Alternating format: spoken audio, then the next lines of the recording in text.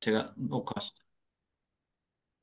시간이 되었으므로 목포 에스라 성경 강좌를 김현숙 권사님의 기도로 시작하겠습니다. 사랑이신 하나님, 저희들도 정한 시간에 함께 모여서 하나님의 말씀을 듣습니다.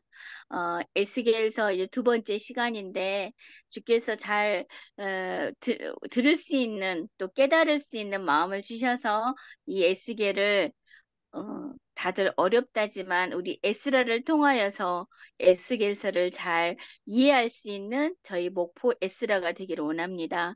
전하는 교육자님에게 더욱더 강건함을 허락하여 주시고 준비한 거 마음껏 우리에게 전할 수 있도록 도와주시고 또 아멘. 아직 들어오지 않는 우리 식구들 함께 하여서 이 시간 귀한 시간이 될 줄 믿습니다. 또 그 말씀을 듣고 에스겔이 또 우리에게 이 현대하고 너무 어려운 틀린 것 같지만 우리에게 주시는 그 교훈을 잘 들을 수 있는 우리 한 사람 한 사람 되어서 삶 가운데 하나님의 자녀답게 살아가는 저희들이 되기를 원합니다. 아멘. 감사드리며 우리 주 예수 그리스도 이름으로 기도드립니다.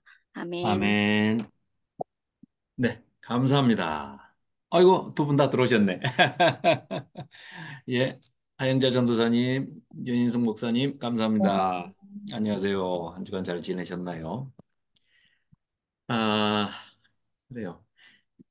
이 에스겔서가 참, 아, 이제 제가 여러분들께 뭐 나쁜 의도로 속이기 위해서 뭐 어렵지 않습니다, 쉽습니다 이렇게 얘기한 게 아니고 사실 조금 어렵긴 해요.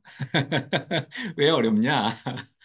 아, 계시록에 가서는 설명이 상당히 많이 이렇게 돼 있습니다. 그 계시록에서는 에스겔서를 가장 많이 인용을 했어요. 그러니까 쉽게 얘기하면은 신약에서 총 에스겔서를 인용한 것이 신약 전체에서 65회 인용을 합니다. 그런데 놀랍게도 요한계시록에서 48회 인용을 해요. 그 말은 그래서 사실은 어려울 수도 있는 거예요. 계시록을 우리가 공부를 했으면 크게 어렵지 않죠. 계시록을 할 때 우리가 여러 번 수차에 걸쳐서 에스겔서에 인용되어 있는 것을 말씀을 많이 나눴기 때문에 굉장하죠. 그러니까 처음 보는 분들은 어려울 수밖에 없는 거예요. 신약에서 총 65회 인용을 에스겔서를 인용했는데 계시록에서 48회를 인용했다. 그러니까 뭐 그래서 어려운 거죠. 계시록을 공부를 아, 못하신 분들이나 또 자세하게 이렇게 설명하지 않은 그런 강좌를 들으신 분들은 좀 어려워할 수밖에 없습니다. 자, 그러나 어쨌거나 이제 우리는 에스겔서를 가능하면 본문을 좀 읽어보면서 예, 그렇게 서로 또 중요한 메시지들 우리에게 전하고자 하시는 그런 이제 중요한 메시지들, 핵심 메시지들은 우리가 지난 시간에 전체 줄거리를 한번 잡아 살펴봤고요. 높은 산 위에서 이렇게 숲을 보는 그런 형태로 메시지를 전부 핵심적인 것을 살펴봤고 또 이제 앞으로 계속해서 반복해서 할 텐데 우선 제가 화면 잠깐 보도록 하겠습니다. 네.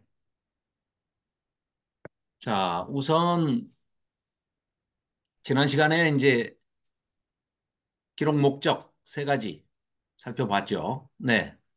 그래서 크게 이 에스겔서를 보면 자, 너희들이 패역했기 때문에 하나님과의 약속을 언약 백성으로서 너무나 안 지켰기 때문에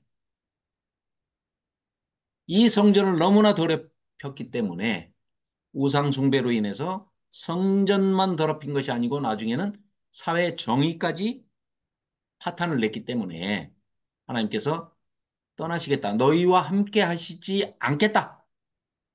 즉 성전의 제1 기능이 성전의 기능이 그거 아니겠습니까?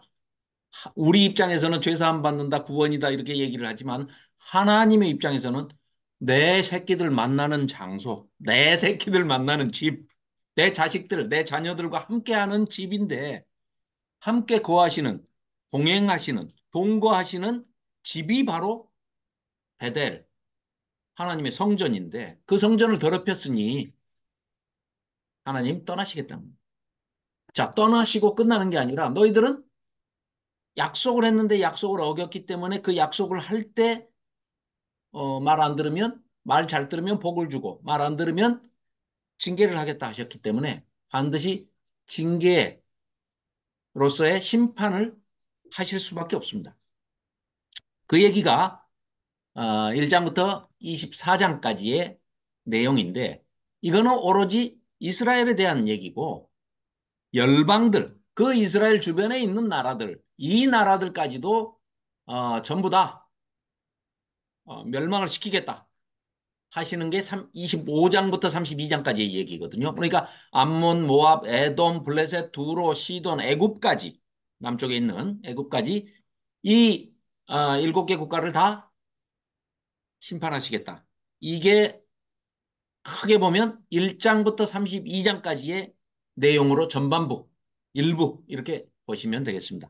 2부는 그러면은 이제 일부의 심판을 하셨기 때문에 심판을 하시고 그냥 끝나버리면 멸망이죠, 멸망. 그런데 반드시 하나님께서는 언약 백성인 이스라엘 백성들에게 기회를 주시고 끝까지 기다려 주시기 때문에 회복의 메시지 또 성전을 다시 재건해서 그 새로운 성전에서 너희들과 새 마음과 새 영을 주겠다. 그렇게 해서 나랑 다시 동거하고 동행하고 같이 살아보자. 라는 회복을 선언하는 회복의 메시지를 전하는 것이 33장부터 48장까지의 말씀이라고 했습니다. 그래서 에스겔의 소명이 두 번 나옵니다. 그러니까 일부에서 전반부에서 한번 소명을 받고 또 2부 후반부에서 소명을 한번 받는데요. 두 개 다 파수꾼의 사명을 받습니다. 두 번 콜링을 받는데 두 번 다 사명이 공통되게 파수꾼입니다. 자, 이렇게 정리를 전체 큰 그림을 정리하시면 됩니다. 이 그림을 옆으로 이제 눕혀놓은 겁니다. 그, 그러니까 이렇게 요 전 그림이 세워놓은 그림이에요. 세워서 제가 표를 만들었다가 옆으로 이제 이게 이해가 잘 안 되실 수도 있어서 오히려 옆으로 해봤습니다. 근데 또 오히려 옆으로 한 게 이해가 안 되시면 아까 거 이해하시면 됩니다. 이것도 똑같습니다. 자, 1장부터 24장까지 심판인데 성전에서 하나님의 영광이 떠납니다. 그러면 정반대로 수미상관이라고 그러죠. 머리수, 꼬리미 해가지고 머리와 꼬리가 똑같은 패턴과 구조와 질서를 가지고 문학적인 구조로 짜여 있다. 이렇게 설명을 문학 구조, 기법, 수사학적인 기법을 설명하기 위해서 이 도표는 이렇게 한번 그려봤습니다. 그래서 1장부터 11장까지에서는 하나님의 성전이 하나님의 성전에서 하나님의 영광이 떠나버리시는 그런 장면이었는데 정반대로 맨 마지막에는 40장에서 48장까지는 수미상관으로 다시 성전으로 하나님의 영광이 돌아오는 장면으로 끝난다. 이렇게 보신다 하면 그 중간에 12장과 24장, 12장에서 24장까지가 이스라엘의 남유다에 대한 그러니까 이스라엘을 포함한 남유다에 대한 하나님의 심판 선언이고 반대로 또 대칭 구조로 동시몬 구조라고 할 수도 있고 뭐 인크루지오 구조라고도 하는데 33장부터 39장까지는 정반대로 하나님의 회복이 선언된 것이다. 그리고 이 가운데 빨간 것은 열국에 대한 심판. 그 주변에 있는 나라들도 별로 잘한 게 없죠. 별로 잘한 게 없는 게 아니라 이스라엘을 더 힘들게 했죠. 그런데 착각을 하고 오해를 한 거예요. 이스라엘이 유다가 정말 못됐고 자기들은 뭘 잘해서 한 것처럼 또 까불고 하니까 너희들은 더 나쁜 놈들이다 하고 결국은 심판을 하시는 거죠. 자, 그러니까 이 두 가지 구조를 이제 보여드렸는데요. 그것도 조금 좀 그렇다 하시는 분은 아주 간단하게 제가 만들었습니다. 자, 전반부 1장부터 32장까지, 후반부 33장부터 48장까지. 자, 전반부, 후반부가 모두 파수꾼의 사명으로 에스겔이 소명을 두 번 받습니다. 3장에서 한 번 받고요. 33장에서 두 번째 소명을 받습니다. 자, 그리고 1장부터 11장까지가 하나님의 영광이 떠나는, 이스라엘을 떠나는, 유다를 떠나는, 예루살렘 성전을 떠나는 것을 서술하고 있습니다. 자, 그리고 12장부터 24장까지가 아까도 말씀드렸지만, 그러면 왜 하나님이 떠나시느냐? 그 이유를 설명하고 있습니다. 즉, 다시 말해서 예루살렘 성전을 회파시키시고 멸망하게 놔둬버리시는, 그리고 자기 백성, 언약 백성인 유다 백성을 멸망하도록 내버려 두신 구체적인 이유를 적시하시면서 말씀을 하고 계십니다.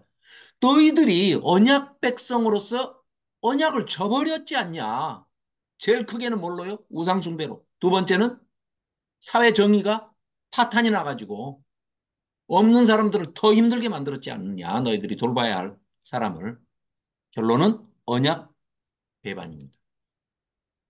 그래서 이 도표도 마찬가지로 후반부 이제 중심에 열국 열방의 일곱 개 나라 심판하시는 것이 나오고 배치가 돼 있고, 이제 후반부에 가서 그 너희들이 언약을 배반했지만 그 언약을 회복시키기 위해서는 옛날 언약 갖고는 안 되니 내가 새 언약을 너희들한테 주겠다. 새 마음과 새 영을 주겠다. 이렇게 선포를 하십니다. 그래서 새 언약을 체결하겠다.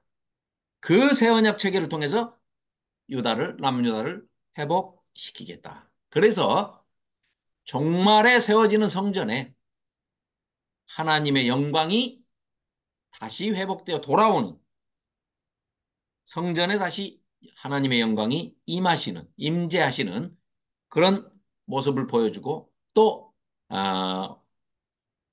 남유다가 북이스라엘이 회복되어져서 땅을 다시 재분배를 하는 장면이 나옵니다. 저 뒤에 가면 이제 나중에 살펴보겠지만, 그때는 정말로 이게 기계적으로 얼핏 보기에는 무슨 땅을 일자로 자대고 이렇게 쫙쫙쫙쫙 그어가지고 이렇게 분배를 하시나 고 의아해할 수 있지만, 바로 신학적인 의미로서의 땅을 재분배하시는 것이지 실질적으로 그렇게 문자적으로 땅을 분배한 게 아니고, 공평하게 필요에 따라서, 대신에 그 땅은 다른 사람이 뺏어갈 수도 없고 돈을 줘도 살 수가 없는 영원한 하나님의 기업으로서의 땅이 분배가 되고 공평하게 하나님의 나라에, 이거는 이제 뭐 우리가 짐작밖에 할 수가 없습니다만은, 그래서 우리가 가서 영생복락하고 사는 하늘나라, 하나님의 나라, 천국에서는 흔히 뭐 우리 그러지 않습니까?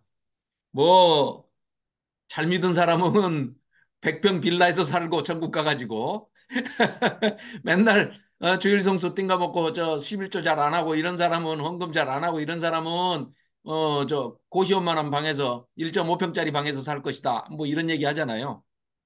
전혀 성경적이지 않은 얘기입니다. 우리가 에스겔서 마지막 후반부에 48장을 보면 하나님께서 주실 그 기업과 땅은 이게 천국의 종말에 예수님 재림 때까지를 얘기하고 있거든요. 그런다고 보면 거기 가서는 불평불만이 없는, 뭐든지 충족이 되고 풍요롭고 부족함이 없는 곳이기 때문에 하나님 나라는 아마 아까 1.5평 대 100평 빌라 이런 것은 없으리라고 저는 믿습니다. 100평으로 믿으실 분은 100평으로 믿고 가시고요. 어, 이제 그런 내용들이 우리가 에스겔서를 통해서도, 그러니까 그 에스겔서가 보여주는 게 단지 그 당시에 에스겔 선지자를 통해서 예루살렘이 회복되고 70년이 차면 회복이 되고 다시 성전이 재건되고 하나님의 영광이 다시 돌아오신다, 이런 정도가 아니라요. 저 어디까지요? 예수님이 오셔서 성취될, 초림 때 성취될 하나님의 소원. 그리고 그게 또 성취가 다 되죠. 그리고 재림 때 이루어질 구원의 종국적인 그 종국사적 종말에 가서 정말 우리가 이제 하늘나라에 천국에 입성하는 새 예루살렘 땅에 새 예루살렘 성에 거기에 들어갈 것까지를 얘기를 하면서 땅의 분배까지를 영적인 땅의 분배까지를 쭉 설명을 하고 있거든요. 굉장히 그 스펙트럼이 큽니다. 지금 그래서 이제 에스겔서를 어, 그래도 본문들을 조금 살펴가면서 아, 보는 게 좋겠습니다. 여기 이제 제가 잠깐 이거 바이블 프로젝트라는 그 만화로 이제 미국에서 이제 그 본부를 두고 있는 바이블 프로젝트 그룹에서 만화로 만들어 가지고 이제 영문 자막도 달고 한글 자막도 다는데 한글로 이제 이거는 번역이 된 건데요. 이걸 전체를 다 볼 수는 없고 뭐 이거 굉장히 짧습니다. 대개 뭐 7분, 8분. 그래서 제가 그 단톡방에 올려놨는데요. 예, 예. 그건 참고로 보시면 좋겠고요. 제가 여기서 이걸 전체를 틀어드리면 유튜브 거 인용해가지고 틀었다고 그래가지고 방송에 제지를 받습니다. 그러니까 바이블 프로젝트는 요거 이제 한번 보시면 네.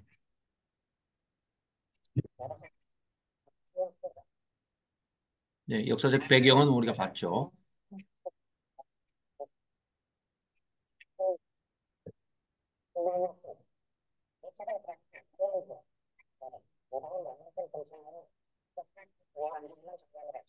말강가를 얘기합니다.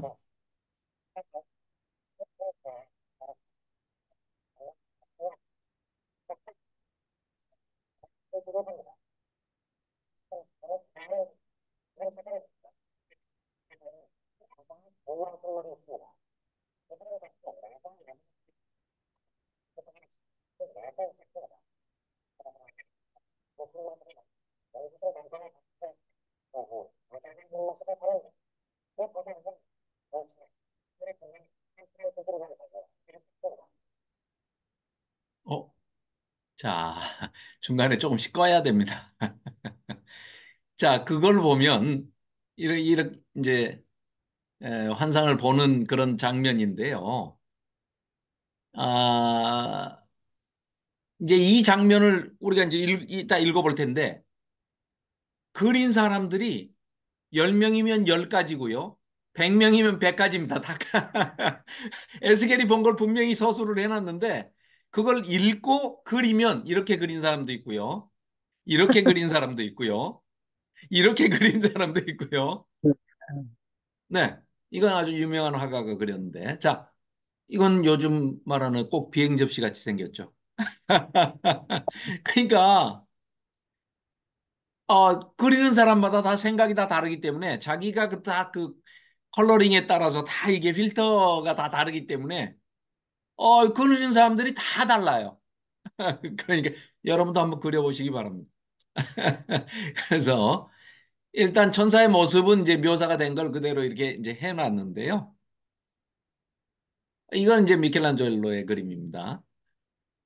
이건 이제 우리가 흔히 예, 사람의 얼굴, 뭐 사자의 얼굴, 독수리 얼굴, 소의 얼굴, 뭐 이렇게 하듯이 뭐 이제 이런 건데요. 자, 아, 이제 본문을 좀 읽으면서 한번 예, 살펴보겠습니다. 조금 빨리 달려가지고 가능하면 본문을 아무튼 중요한 것은 다 찾아서 읽는 방향으로 그렇게 하겠습니다. 48장이니까 우리가 제가 뭐 딴 소리만 안 하면 48장까지 웬만하면 다 읽고 우리가 어려운 대목도 다 해소하고 넘어가기를 바랍니다. 자, 1장 1절입니다. 서른째 해 이거 이제 말씀드렸죠. 에스겔이 25세 포로돼 가지고 잡혀가 가지고 바벨론에서 5년이 지나서 자기 나이가 30살이 됐습니다. 왜냐? 이 에스겔의 출신이 제사장 가문이잖아요. 그러니까 이 사람은 30세가 되면 제사장으로 사역을 봉직을 시작해야 할 나이인데 포로 잡혀가는 바람에 이렇게 된 겁니다. 자, 그래서 30째 해 그발 강가에 사로잡힌 자들, 포로 공동체에 지금 자기가 이제 같이 있었다는 거예요. 근데 하늘이 열리며 하나님이 그냥 짠 하고 나타나시는 장면을 본 겁니다. 이런 장면을 본 선지자들이 몇 있지요. 자, 여호야긴 왕하고 같이 사로잡혀 왔습니다. 2차 포로 때요. 우리가 역사적인 배경은 지난번에 살펴봤죠.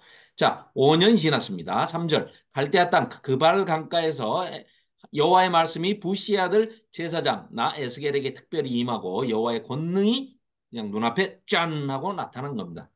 폭풍과 큰 구름과 또 뭐 불이 번쩍번쩍하고 빛이 막 사방돼서 눈부시게 비칩니다.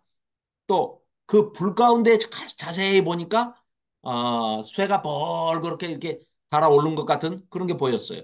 그 속에 네 생물의 형상이 보였습니다.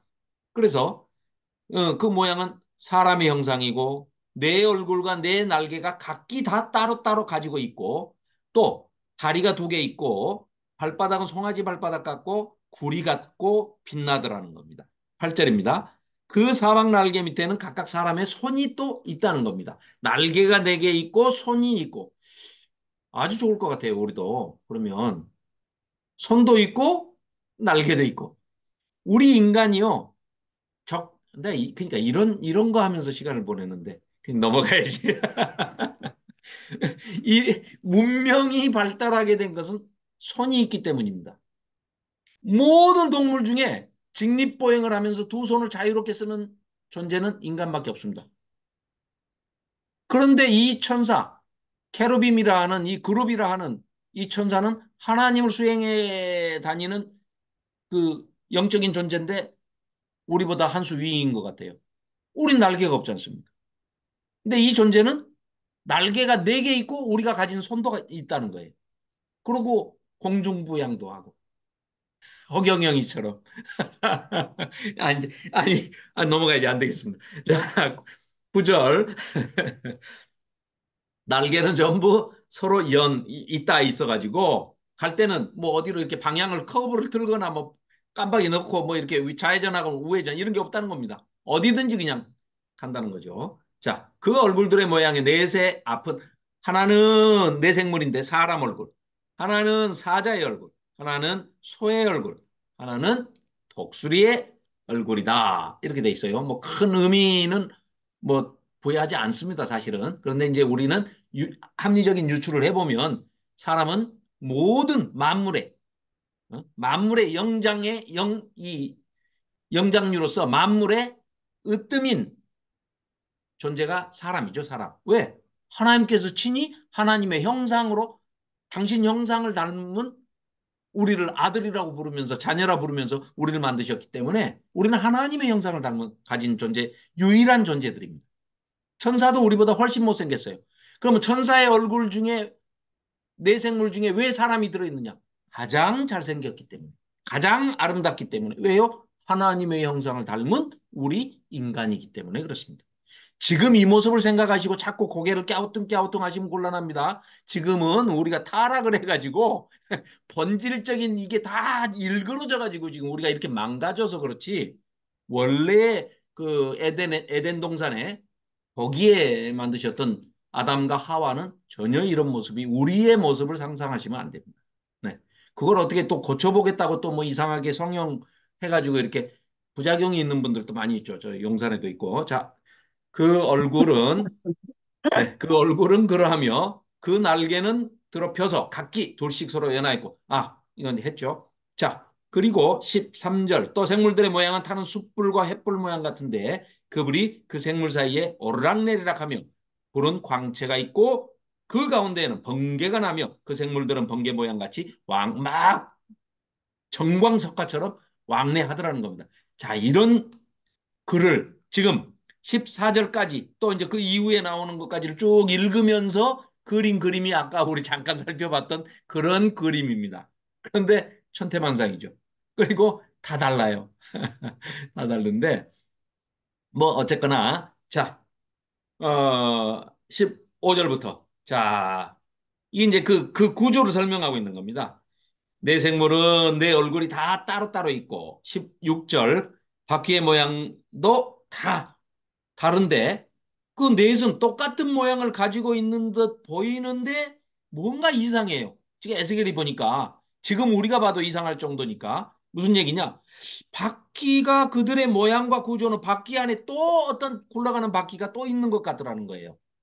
야, 그러면 벌써 지금 이게 2500년 전의 모양인데요. 그죠? 세상에. 바퀴 안에 바퀴가 또 있는 것 같더라. 그래서 그려놓은 게 이런 겁니다. 우리가 생각하는 거는 겨우 회전체 중에 요렇게 몇 개 겹쳐놓은 거예요. 그런데 그게 아닐 수도 얼마든지 있죠.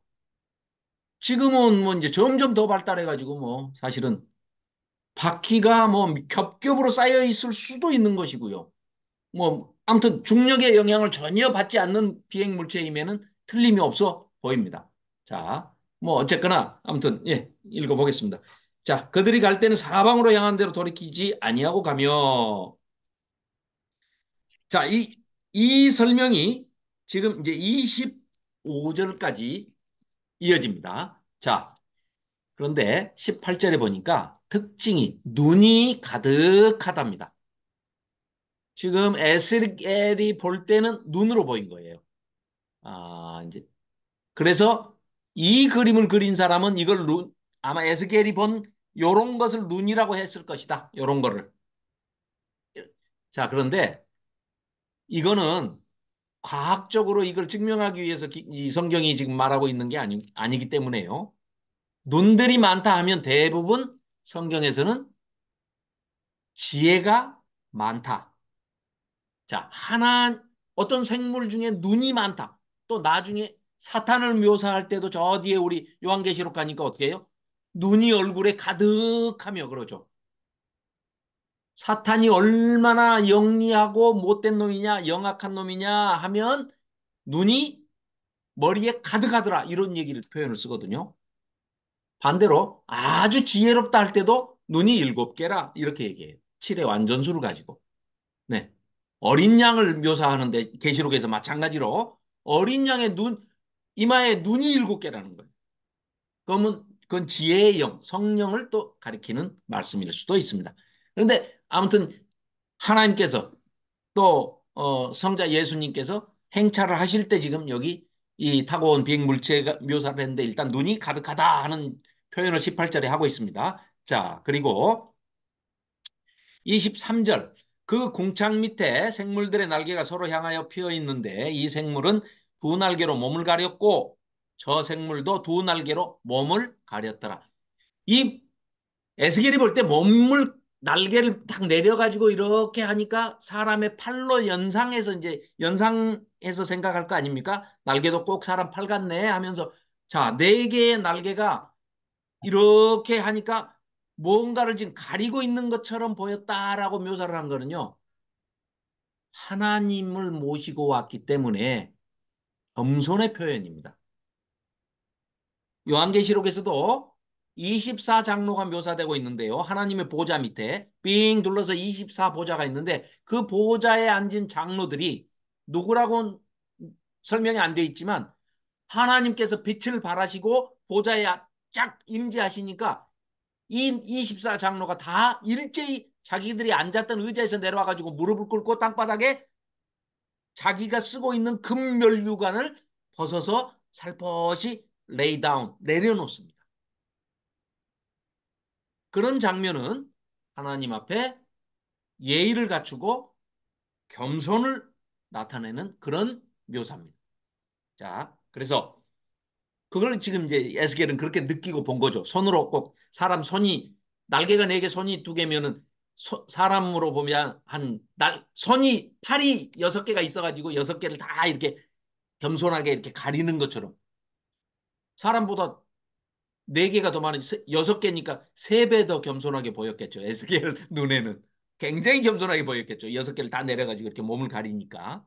자, 그래서 26절입니다. 그 머리 위에 있는 궁창 위에 공간 위에 보좌의 형상이 있는데 그 모양이 남보석 같고 그 보좌의 형상 위에 또 한 형상이 있는데 사람의 모양 같더라. 이거는 하나님이실 수도 있고요. 성자 예수님이실 수도 있겠죠. 뭐 우리가 단정적으로 말씀드리기는 어렵습니다만은 일부러 지금 한 형상이 있는데 사람의 모양 같더라 이렇게 표현을 합니다. 그래서 이제 우리가 유추하기는 이 에스겔서에 인자라는 표현이 나오고 거의 동시대이고 오히려 다니엘보다 에스겔이 약간 나이가 어리고 후대에 이제 좀 젊은 사람 축에 속하죠.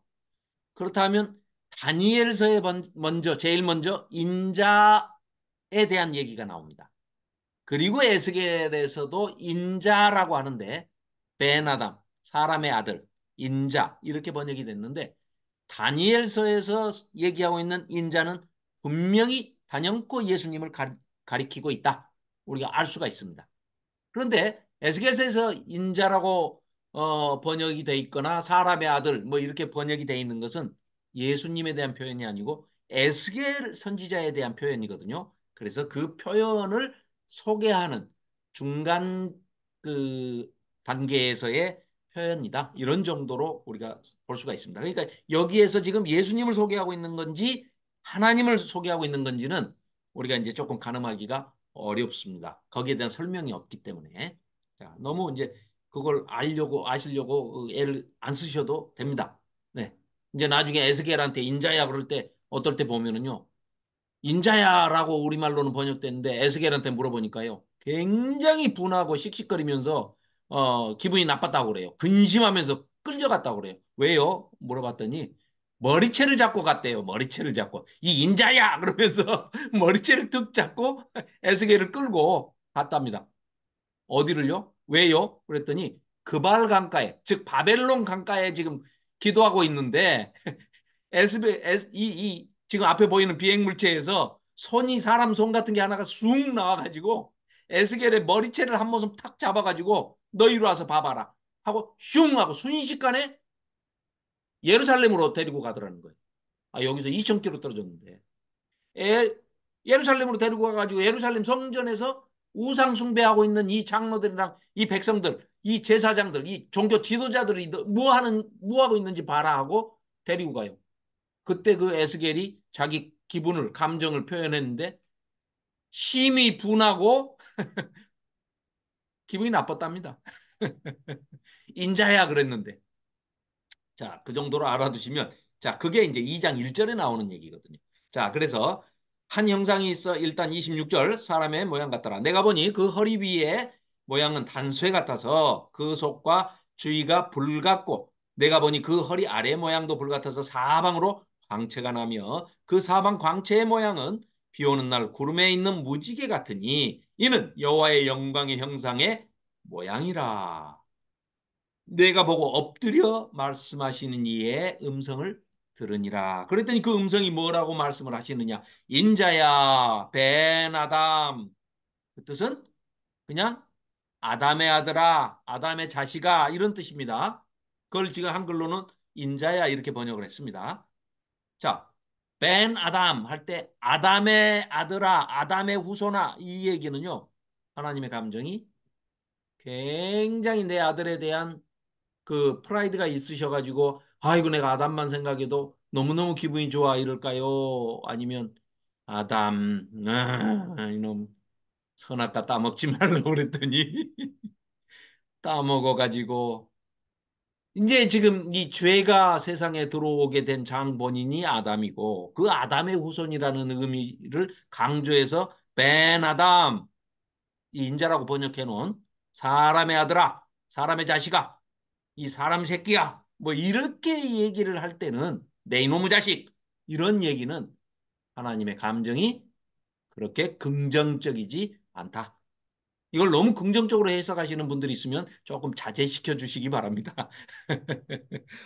자, 그래서 네 발로 일어서라. 내가 너에게 말하리라. 하시면서 2절 그가 내게 말씀하실 때 그 영이 하나님의 영이 성령이 내게 임하사 성령이 임했다는 거예요. 나를 일으켜 내 발로 세우시기로 내가 그 말씀하시는 자의 소리를 들으니까 그 하나님께서 성령이 말씀을 하셨는지 모르겠지만 어쨌든 성삼위 하나님이 인자야 베나다마 내가 너를 이스라엘 자손 곧 패역한 백성 그렇죠 뭐 이 에스겔도 이스라엘 백성이니까 패역한 백성 나를 배반하는 자에게 너를 보낼 거야. 니네 동족이니까 그들과 그 조상들이 내게 범죄하여 오늘까지 이르렀나니 그렇죠? 범죄 얘기가 나오는 거 보니까 벤아담 별로 기분이 안 좋은 말씀이에요. 이 자손은 얼굴이 뻔뻔하고 마음이 굳은 자니라 패역하다는 거예요. 얼굴이 아주 어? 뻔뻔하다 굳었다 그 말입니다. 내가 그래서 너를 그 뻔뻔한 자식들한테 보내야 되는데 네가 가서 감당이 되겠냐? 그러니까 너도 걔네들보다 오히려 더 뻔뻔하게 더 아주 그냥 단단하게 걔네들이 말이야 화강석 같다 하면 너는 다이아몬드 같이 해줄게. 내가 금강석 같이 해줄게. 이런 뜻입니다. 그래서 어, 여호와의 말씀이 이러하시다 해라. 5절 그들은 패역한 족속이라 이스라엘 백성이 자기 백성이에요. 아, 네, 이민구 목사님, 예, 어서 오십시오. 네, 안녕하세요. 네, 그들은 너희 민족은 패역한 족속이라. 2장 5절입니다. 너희 백성이 이스라엘 백성이 듣든지 아니 듣든지 너 에스겔은 그들 한가운데 가가지고 선지자로 네가 부름을 받아서 왔다라고 얘기를 하고 알게 해라. 그러고 난 다음에 6절 너는 비록 가시와 찔레가 함께 있으며 정갈 가운데 거주할지라도 그러니까 굉장히 고통이 많게 될 것이다마는 모든 고통과 환난 다 이겨내고 그들도 아무리 네 말을 안 듣거나 너를 죽이려고 해도 두려워하지 마라. 그들의 말을 두려워하지 말지어다. 그들은 패역한 족속이라도 그 말을 절대 너는 두려워하지 마. 너한테 무슨 짓을 하든지 그 얼굴을 무서워하지 마라. 그 뻔뻔한 얼굴들 무서워하지 마라. 왜? 내가 너를 더 뻔뻔하게 해줄 테니까. 그 말입니다. 그들은 심히 패역한 자라. 그들이 듣든지 아니 듣든지 너는 무조건 하나님 말씀으로 가서 고해라. 너 인자야, 벤아담아. 내가 너에게 이르는 말을 듣고 그 패역한 족속같이 패역하지 말고 너는 네 입을 벌리고 네가 내가 너에게 주는 이 두루마리, 이 성경의 말씀, 하나님의 말씀이 적혀져 있는 이 두루마리를 먹어라 하셨다는 거예요. 그러니까 내가 보니까 보라 한 손이 나를 향하여 펴지고 보라 그 안에 두루마리 책이 있더라는 거예요. 두루마리 책은 하나님의 말씀이 기록된 것을 얘기하죠. 요즘으로 말한다면 이제 성경입니다. 기록된 성경. 두루마리 책이 있는데 그걸 먹으라고 하니까 이제 먹으면서 슬쩍 얼른 받겠죠. 뭔가 하고. 그랬더니 세상에 10절 그가 그것을 내 앞에 펴시는데 그 안팎으로 글이 빼곡이 쓰여 있더라는 거예요. 그런데 세상에 거기에 뭐라고 쓰여 있냐면 내용이 애가와 애곡과 재앙의 말이 기록되었더라. 그러니까 지금 에스겔이 받아서 먹어야 하는 성경 하나님의 말씀 두루마리가 이 두루마리 책이 내용이 뭐라고요? 애가와 애곡과 재앙의 말이에요. 전부 다 한마디로 멸망의 말이에요. 환영 못 받습니다. 그래서 현대 한국교회에서 에스겔서를 설교를 안 하는 겁니다. 애곡과 애가와 재앙의 말만 매주 이거 48장까지 선포해 보십시오. 성도들, 성도님들 많이 안 나올걸요? 그렇습니다. 그래서 이게 이제 근심이 되죠. 에스겔 입장에서는. 근데 에스겔도 얼굴을 뻔뻔하게 해주시고 뭐 화강석처럼 그 단단한 이스라엘 백성보다 너는 더 단단하게 금강석 같이 그냥 다이아몬드 헤드로 해줄 거야. 뭐 이렇게 하셨는데 그들은 마음이 굳어요. 돌 같은 마음입니다. 돌짝박 같은 마음을 가지고 있어요. 이스라엘 백성은. 에스겔도 이제 나중에 우리가 한번 이건 뭐 아무튼 나중에 설명드리겠습니다. 그 아내가 죽은 사건도 우리는 단순히 그냥 어? 인간적인 차원에서만 뭐 하나님께서 그냥 골탕 먹이려고 그냥 그런 차원에서 나 화나니까 말이야. 너도 마누라 죽어봐라. 이런 단순한 그런 메시지가 전혀 아닙니다. 그러니까 이제 이따가 그거는 나올 때 다시 말씀을 나누기로 하고 3장입니다. 1절. 자, 또 그가 하나님께서 내게 이르시되 인자야 너는 발견한 이 두루마리를 먹어라. 너는 이 두루마리를 먹고 가서 이스라엘 족속에게 선포해라. 말해라. 하시기로 내가 입을 벌리니 그가 그 두루마리를 내게 먹이셨다는 거예요. 내게 이르시되 인자야 내가 내게 주는 이 두루마리를 네 배에 넣으며 네 창자에 채워라. 하시기에 내가 먹으니 그것이 내 입에서 달기가 꿀 같더라. 뭐예요, 이거? 아까 애곡과 애가와 재앙의 말. 이거 뭐, 니들 다 망해, 죽어. 막 이런 얘기인데, 이 심술보가 있는 사람일까요? 에스겔이? 왜 이걸 먹었더니 달까요?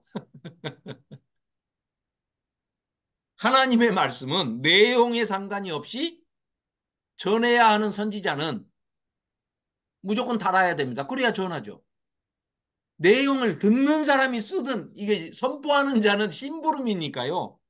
내, 내용에 관계없이 그 두루마리를 자기 배에 넣어서 먹었다. 그러면 달아야 됩니다. 그게 무슨 달다. 이 표현이 무슨 얘기냐? 체화됐다는 겁니다. 내 살이 되고 내 피가 돼서 내 것이 돼서 내 내면 속에 그냥 박혀가지고 내면화가 되기 때문에 나는 하나님의 말씀을 그대로 선포하는 대행자기 때문에 대리자기 때문에 대언자기 때문에 달아야 맞죠. 만일에 내가 먹었는데 달지 않아요. 써요. 그러면 설사해버리면 그 하나님의 말씀을 설사해버리면 되겠습니까? 안 되죠. 그러니까 이거는 그런 차원에서 아무리 내용이 가슴 아프고 쓰고 이 채찍과 같은 정갈의 채찍과 같은 그런 내용일지라도 선지자로서 예언자로서 하나님의 사역자로서 그것을 전해야 하는 사명자는 먹으면 달게 돼 있다는 겁니다. 그래서 조금 안 맞지만. 자, 그리고 기왕에 뭐 얘기 나왔으니까 에스겔. 에스겔이 자, 우리가 생각해 봅시다. 자, 망한 이유가 두 가지라고 했어요. 첫째는 우상숭배, 성전을 더럽혔다. 자, 그래서 망합니다. 두 번째, 사회 정의가 완전히 실현되지 않아 가지고 이게 아주 그냥 극과 극으로 양극화돼 가지고 찢어지게 가난하고 있는 자들은 너무 쓸데없이 풍요롭고 이제 이런 사회가 됐는데 한 사역자가 에스겔이라는 한 사역자가 이 두 가지를 가만히 잘 비교해 보면은요. 정반대의 사역입니다. 무슨 얘기냐? 자, 생각해 보십시다. 자, 성전을 청결하게 하고 성전 제사 의식, 제의 의식을 지키려는 자는 보수입니다. 보수. 기득권을 잘 지켜야 되고 지금까지 내려온 전통, 제사 전통과 제사 의식, 형식적인 것을 잘 지키고자 하는 사람은 보수죠. 그것도 완전 보수 꼴통이죠. 자, 두 번째, 망하는 이유, 사회 정의가 실종됐다. 사회 정의를 다시 찾아야 되겠다. 이런 선지자로서 나서는 사람은 완전 진보 개혁자입니다. 왜? 기존 세력에 대해서 저항하고 끊임없이 아니 대항해야 될 거 아닙니까? 그래서 바꾸자. 어? 완전히 이 사회 정의가 실종돼 있는 이런 상황에서는 지금까지 내려왔던 그런 기존 질서를 다 파괴하고 개혁적으로 이 진보적으로 이거 나가자 이렇게 해야 할 텐데 그러면 한 사람이 보수 꼴통이면서 아주 좌빨 이거 완전히 진보적이고 개혁적일 수가 없잖아요. 그런데 어떻게 예스길한테 이 두 가지 이 사명을 맡겼습니까? 한 사람이 어떻게 전혀 성격이 다른 색깔이 다른 그런 두 가지 사역을 동시에 할 수 있습니까? 라고 혹시 이렇게 수준 높게 질문을 하는 성도님들이 있거나 누가 물어보는 자녀가 우리한테 이제 있을 수 있잖아요. 우리 애들이 또 이제 너무 이렇게 이제 사고력이 뛰어나가지고 그런 질문을 할 수 있습니다. 아니, 정말입니다. 이게 굉장히 수준이 높은, 그 정도 질문을 하려면 상당히 수준이 높아야 되는데, 사실은 그거거든요. 이게 지금 에스겔이 달성해야 할 두 가지 사명이, 하나는 보수 꼴통이어야 할 수 있는 일이고, 하나는 급진, 어? 좌파, 개혁파여야만, 진보파여야만이 할 수 있는 일이거든요. 이 두 가지를 다 할 수 있는 것은 에스겔의 신분을 생각해 보시면 됩니다. 제사장 출신이고, 하나님으로부터 놀라운 신연 체험을 하면서 하나님을 직접 만나서 진보적인 그런 것을 전혀 이 세상에서는 접해볼 수 없는 그런 광경을 직접 목도하고 직접 사명을 받았기 때문에 오리지널 전통적인 자기 정체성은 제사장입니다. 그러니까 태어나기는 보수 꼴통으로 태어났어요. 그런데 제사장으로 딱 소명을 받자마자 소명을 제사장 집안에서 받은 게 아니라 하나님한테 직접 받아버리잖아요. 그러니까 이 사람은 두 가지 양극화되어 있는 두 가지 사역을 동시에 처리할 수 있는 그런 아주 독특한 캐릭터로 이 부름을 받았다는 거죠. 그래서 에스겔서를 연구하는 이제 전문적으로 연구하는 그 신학자들 중에는요, 에스겔의 지위를 굉장히 높이 뭐 아주 제2의 모세 내지는 뭐 예수님의 그 계시적으로 너무 선행적으로 나타나서 이렇게 예수님을 예표해 주는 뭐 존재 뭐 이렇게까지 극찬을 하는 사람들도 있습니다. 근데 뭐 영 틀린 얘기는 아닙니다. 그래서 그 점도 알아두시면 좋을 것 같습니다. 자, 그렇게 하시고 3장 몇 절이죠? 5절. 네. 너는 언어가 다르거나 말이 어려운 백성에게 보내는 것이 아니오. 그렇죠. 자기 동족한테 보내니까 이스라엘 족속에게 보내는. 자기 동족이 아닌 쪽으로 말씀을 선포하러 가는 사람들은 선교사죠. 우리는 이제 흔히 물 건너가면 선교사, 땅 건너가면 어, 전도자 뭐 이렇게 얘기를 하는데 아무튼 에스겔은 지금 자기 백성에게 가는 겁니다. 자, 그러나 아닙니다. 6절 듣지 못할 나라들에게 보내는 것이 아니니라 내가 너를 그들에게 보냈다면 그러니까 이제 이스라엘 백성에게 보냈는데 만일에 내가 언어가 다른 백성에게 보냈다면 이방인들한테 너를 보냈다면 그 이방인들은 차라리 네 말을 잘 들었을 것이다. 그런데 니네 백성은 너희 이스라엘 백성은 얼마나 마음이 강팍하고 마음이 돌같이 굳어버렸는지 응? 화강석같이 뻔뻔하고 이 굳어가지고 돌짝박 같아가지고 네가 가서 선포해도 안 들을 것이다. 이제 그런 얘기입니다. 7절 그러나 이스라엘 족속은 이마가 굳고 마음이 굳어 네 말을 듣고자 아니하리라. 이는 내 말을 듣고자 아니함이니라. 하나님 말씀을 안 듣는 지경까지 와버린 거죠. 지금. 그래서 지금 하나님께서 결정하신 게 뭐예요? 바벨론 포로 하는 것이고 일부 소수 남겨서 그리고 하나님의 성전 예루살렘은 완전히 망하게 하는 것입니다. 그래서 이미 북이스라엘은 722년에 망해버렸고 BC 또 남유다가 지금 BC 586년에 망하는데 지금 시대적인 배경을 우리 살펴봤는데 망하기 5, 6년 전입니다. 지금 6년 전쯤 됩니다. 592년이니까 586년에 망하니까요. 6년 남았습니다. 자, 8절입니다. 보라 내가 그들의 얼굴을 마주보도록 네 얼굴을 굳게 강하게 하였고 그들의 이마를 네가 마주 대할 수 있도록 네 이마를 굳게 하였으되 네 이마를 화석보다 이 화석이라는 게 이제 부싯돌입니다. 부싯돌. 예. 그 차돌이죠. 차돌. 차돌같이 아, 그 강하게 금 화석보다 굳은 금강석 같이 하였으니 그들이 비록 반역하는 족속이라도 두려워하지 말며 그들의 얼굴을 무서워하지 말아라 하시니라. 자, 또 내게 이르시되 인자야 내가 너에게 이를 모든 말을 너는 마음으로 받으며 그러니까 귀로 듣고 마음으로 받으며 마음에 새기고 또 귀로 듣고 근데 이게 순서가 바뀌었죠. 마음으로 받으며 귀로 듣고 이렇게 하면 좀 순서가 안 맞는 것 같죠. 매끄럽게 해서 이게 번역을 한다면은 귀로 듣고 마음으로 받아야 이제 그게 그 순서가 맞겠죠. 내게 이른 모든 말을 너는 귀로 듣고 마음으로 받으면 사로잡힌 네 민족에게로 가서 포로된 자들에게도 그들이 듣든지 아니 듣든지 그들에게 보하여 선포해 줘라. 이르기를 주 여호와의 말씀이 이러하시다 하고 선포해라.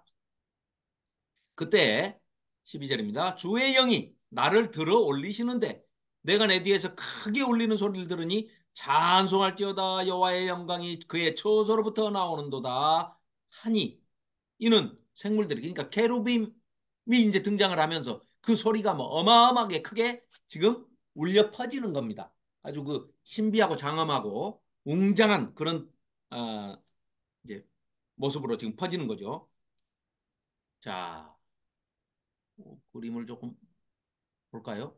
자, 2장에서 지금 에스겔을 불러가지고 부르는 거를 이제 소명이라고 그랬죠. 콜링을 하셔가지고 사명을 주셨어요. 근데 이제 지금 보면은 3장에 이제 조금 이따 보면 17절에 파수꾼으로 이제 파송을 합니다. 자, 그럼 에스겔을 불러가지고 사명을 주시는데 너희 백성들이 뻔뻔하니까 너는 더 뻔뻔하게 내가 더 강하게 만들어줄게. 가서 두려워하지 말고 전해라 하는 뜻이죠. 자, 그렇게 해서 3장에서 이제 강하게 하시면서 파수꾼의 사명을 감당하도록 지금 만들어주시는 그런 장면입니다. 자, 14절이죠. 자, 주의 영이 나를 들어 올려 데리고 가시는데 어떻게 데리고 가셨냐? 내가 근심하고 분한 마음으로 아니 성령이 인도해가지고 데리고 가는데 에스겔이 지금 근심도 하고 분했답니다. 왜요? 그 뒤에 나옵니다. 머리채를 잡아가지고 끌고 갔거든요. 그래서 근심하고 분했답니다. 여호와의 권능이 힘있게 나를 감동시키더라. 그랬어도 이제 두렵고 떨리기도 하지만 분하기도 하고 기분이 별로 썩 안 좋긴 하지만 그래도 하나님의 영이 지금 데리고 가니까 어? 처음 겪어보는 보통 사람은 겪어볼 수 없는 그런 지금 신년 체험을 하는 거죠. 자, 이에 내가 델 아비브에 이르러 이게 지금 이스라엘에 가면은 이제 그 공항 이름이 텔 아비브죠. 텔 아비브 공항이 있죠. 근데 여기는 지금 그발 강가에도 델 아비브이 있다는 거예요. 무슨 얘기냐? 델은 언덕이란 뜻이고요.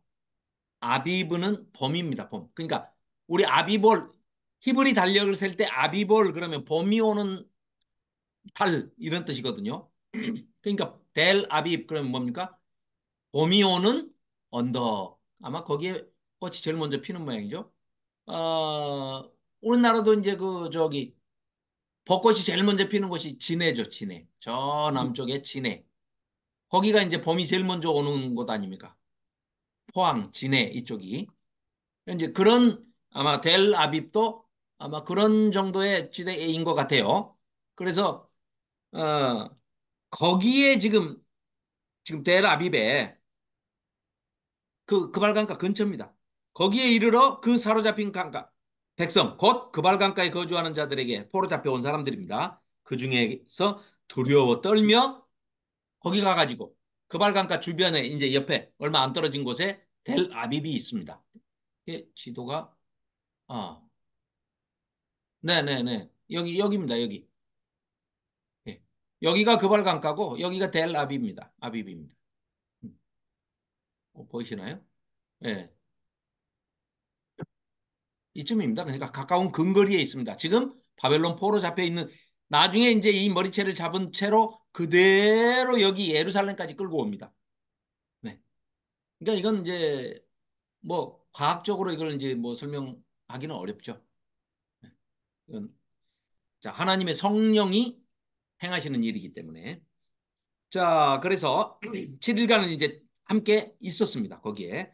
7일 후에 16절입니다. 여호와의 말씀이 내게 임하여 이르시되 인자야 내가 너를 이스라엘 족속의 파수꾼으로 세웠으니 너는 내 입의 말을 듣고 나를 대신해서 그들을 깨우쳐라.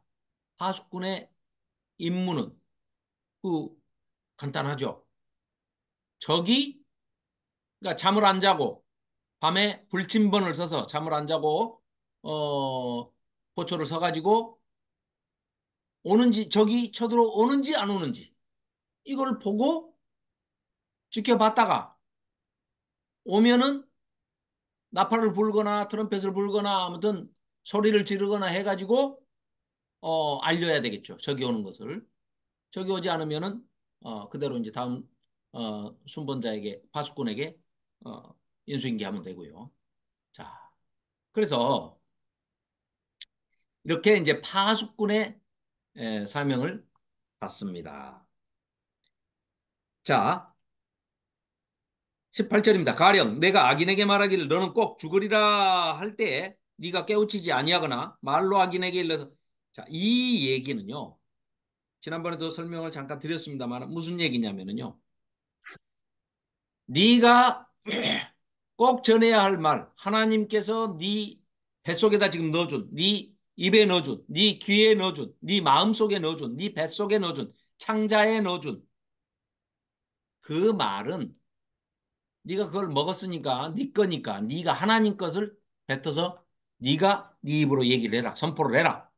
그래가지고 그 말을 상대방이 안 들으면 그 죄값은 안 들은 그 사람에게서 하나님께서 찾을 것이거니와 만일에 네가 전했는데 아니 네가 전하라고 그랬는데 네가 생각하기에 전해봐야 말을 도저히 안 들을 것 같아서 네가 안 전했다 그러면 그 책임을 너한테 묻겠다. 그 얘기입니다. 파수꾼은 도망을 가든 안 가든 적이 쳐들어오면 적이 쳐들어온다고 알려야죠. 그죠? 그 얘기하고 있는 겁니다. 지금. 그래서 파수꾼의 사명, 파수꾼의 역할, 파수꾼의 임무에 대해서 지금 친절하게 설명을 해주고 있는 것이 18절부터 쭉 21절까지의 내용입니다. 자, 아시겠죠? 자, 22절. 여호와께서 권능으로 거기서 내게 임하시고 또 내게 이르시되 일어나 들로 나가라. 내가 거기서 너하고 말하겠다. 이러신단 말이에요. 자, 그래서 내가 일어나 들로 나가니까 여호와의 영광이 거기 머물렀는데 하나님이 이제 거기 계셨다는 거예요. 내가 전에 그 발강가에서 보던 영광과 같았어요. 그래서 또 땅바닥에 납작 엎드렸어요. 이 당시에 유대인들의 생각 머릿속에는 하나님을 보면 인간은 죽는다. 죽는다. 네. 네. 그 맞는 생각이죠. 왜냐? 아담이 선악을 알게 하는 나무의 실과를 따 먹음으로써 사탄의 꼬임에 빠져가지고 따 먹음으로 인해서 죄가 들어왔잖아요. 그러니까 죄가 들어왔을 때 반응이 뭐였습니까? 그 전에는 하나님이 함께 임재해 계시는 성전과도 같은 에덴 성전, 에덴 동산에는 하나님하고 아담과 하와가 인간이 함께 그냥 이렇게 얼굴을 마주하고 살고 있었잖아요. 그런데 선악을 알게 하는 나무의 실과를 열매를 따먹어 버리니까 아담이 제일 먼저 한 게 뭡니까? 아담하고 하와가 숨었습니다. 죄의식이죠. 죄의식의 발로가 제일 먼저 숨고 피하고 거짓말을 하고 책임을 전가하고 그 다음에는 수치, 부끄러움을 알게 됩니다. 그 전까지는 아무것도 몸에 걸치지 않고 가릴 필요가 없었죠. 수치를 몰랐기 때문에. 그리고 부끄러움을 알 수가 없습니다. 그런 상태에서 죄가 들어와 버리니까 제일 먼저 한 게 뭐라고요? 숨고 도망가고 부끄러워하고 수치스러워하고 거짓말하고 책임 전가하고 이게 죄인의 범죄를 저지른 자의 특징입니다. 그러니까 우리 인간은 하나님을 만나면 죄 지은 자의 그 본능이 나오기 때문에 제일 먼저 일단 숨어야 되는데 숨을 수가 없잖아요. 너무 환한 빛으로 임재하셔 버리기 때문에 숨을 수가 없어요. 그러니까 그 저기처럼 얼굴만 어디다가 꽁처럼 자기 얼굴만 머리만 딱 어디다가 숨으면 뒤에 그 꽁 털이 길게 나와 있어도 자기 숨은 걸로 알잖아요. 자기는 나 없다 그러고 우리 손자가 그러더라고요. 얼굴 이렇게 가리고 별이 없다 그러면 없는 거예요. 지 눈만 가리면 없는 거예요, 얼굴이. 똑같습니다. 그러니까 지금 이제 이 어, 죄 지은 자의 특징이 하나님 존전 앞에 서버리면 완전히 그냥 죽었구나. 소멸된다라고 생각을 하죠. 왜? 죄를 지었기 때문에. 불결하기 때문에. 정결하지 못하기 때문에 하나님과 함께 할 수 없다. 그러니까 한 장소에, 한 공간에, 한 시간대에 같이 양립해서 존재할 수 없는, 생존할 수 없는 존재. 그것 정도는 본능적으로 안다는 거죠. 우리 죄 지은 인간도. 그러니까 지금 에스겔이 이렇게 납작 엎드리는 겁니다. 아이고, 난 죽었다. 그러고. 자, 그러니까 엎드렸습니다. 24절. 주의 영이, 성령이 내게 임하사 나를 일으켜 내 발로 세우시고 똑바로 서라. 하나님 앞에서 내게 이르시기. 너는 가서 네 집에 들어가 문을 닫아. 문 닫아라. 너 인자야. 보라. 무리가 네 위에 줄을 놓아 너를 동여매 꽁꽁 묶을 거야. 네가 그들 가운데서 나오지 못할 것이라. 그러니까 이 얘기를 먼저 보여주는 거는 뭐겠습니까? 너 혹시 말이야 하나님 일 사역하다가 어떨 때는 체포돼 가지고 이런 식으로 너 꽁꽁 결박되고 감금되기도 하고 이런 날도 있을 거야. 미리 연습해도 알았지? 아이고 이게 참 에스겔은 정말 힘들어요. 어? 상징적인 퍼포먼스도 해야 되는데 그거 아이고 그것만 하고 끝나는 게 아니잖아요. 그거 하면서도 힘들고 나중에는 이제 그 얼마나 그 생명의 위협까지를 받습니까? 그래서 정말 이런 에스겔 선지자 같은 그런 사명을 우리는 이제 안 받는 시대에 태어나 가지고 너무 편하게 지금 예수 믿고 편하게 하나님 믿고 이제 이렇게 사는 것을 생각하면 좀 죄송하기도 해요. 에스겔 선지자 같은 분을 보면 자 어쨌거나 그들 가운데서 나오지 못할 것이라 내가 네 혀를 또 네 입 천장에 붙게 하여 네가 말 못하는 자가 되어 그러니까 아예 말도 못하게도 이제 만드신다는 거예요. 그들을 꾸짖는 자가 되지 못하게도 할 것이야. 왜냐? 그들은 너무 패역한 족속이라 너희 족속 말이야. 너희 동족들 이스라엘 백성들은 얼마나 패역한지 에스겔 네가 하나님의 말씀이라고 아무리 책망을 해봐도 헛등으로도 깃등으로도 헛방구도 안 낄 거다. 미리 얘기를 지금 이렇게 해 주시는 겁니다. 뻔뻔하게도 만들어주고 강하게도 만들어 주셨지만 얼마나 사역이 힘들 것인가를 미리 예고편으로 지금 말씀을 하시는 겁니다. 자, 27절입니다. 그러나 내가 너와 말할 때 네 입을 열리니 너는 그들에게 이르기를 주 여호와의 말씀이 이러하시다 하고 내가 네 혀를 풀어주면 그때는 마음껏 외쳐라. 듣든지 아니 듣든지 외쳐라. 예. 들을 자는 들을 것이요 듣기 싫은 자는 듣지 아니하리니 그들은 반역하는 족속입니다. 4장입니다. 4장. 너 인자야 토판을 가져다가 이제 흙으로 납작하게 해가지고 만든 이제 그 토판 흙으로 뭐 요즘 같으면 나무 판자 뭐 이렇게 구하기 쉬우면은 이렇게 하는데 그 동네는 뭐 이런 게 없습니다. 뭐 포로 잡혀간 주제에 또 거기서 무슨 토판을 구하기도 아니 저기 나무 판자 이런 거 뭐 이렇게 구할 수도 없고요. 그래서 토판을 이제 가져다가 뭐 이렇게 좀 까만 뭐 가루 나오는 걸 구해 가지고 거기다 그림을 좀 그리는데 뭘 그리느냐? 1절입니다. 토판을 가져다가 그것을 네 앞에 놓고 한 성읍 곧 예루살렘 성을 그 토판에다 그려라. 앞에 그림 보이십니까? 이제 그러니까 어디서 벽돌 덩어리를 이제 하나 갖고 왔어요. 그래가지고 예루살렘 그 성곽, 윤곽을 여기다 이렇게 그렸습니다. 그래가지고 지금 왼쪽으로 이렇게 하고 이 사람 지금 누워 있죠. 왼쪽으로 390일, 오른쪽으로 40일. 아니구나. 오른쪽으로 390일, 왼쪽으로 아닌가? 왼쪽으로 390일, 오른쪽으로 40일. 어쨌거나 430년 동안 하나님 속삭인 그 날 동안 그 430년을 누워가지고 이렇게 고생을 해야 되는데 그래서 망한다 여러분들아 이렇게 이거 보여줘야 되는데 에스겔이 430년 못 살잖아요. 그러니까 1년을 하루로 해준다. 430일 동안 너 이거 해라. 아 이거 욕창 생기지 않았을까요? 욕창. 웃을 일이 아닌데 이게 자꾸 미안해가지고. 야 세상에 하나님의 권능이 임하면 안 할 수도 없어요. 안 할 수도 없습니다. 아이고 저 예레미야 보십시오 예레미야. 전하지 하나님 않으면은 막 권능하면 귀에 쟁쟁쟁쟁 소리가 들리고 마음이 막 불같이 끓고 그런다지 않습니까? 맞아요. 그러니 뭐 에스겔도 그러겠죠. 네. 음. 자 그래서 그 성읍을 에워싸되 이제 에워싼다고 옆에다 이렇게 해놨습니까? 성을 그려놓고 그 성 주변에다가 이렇게 삥 둘러쌌단다.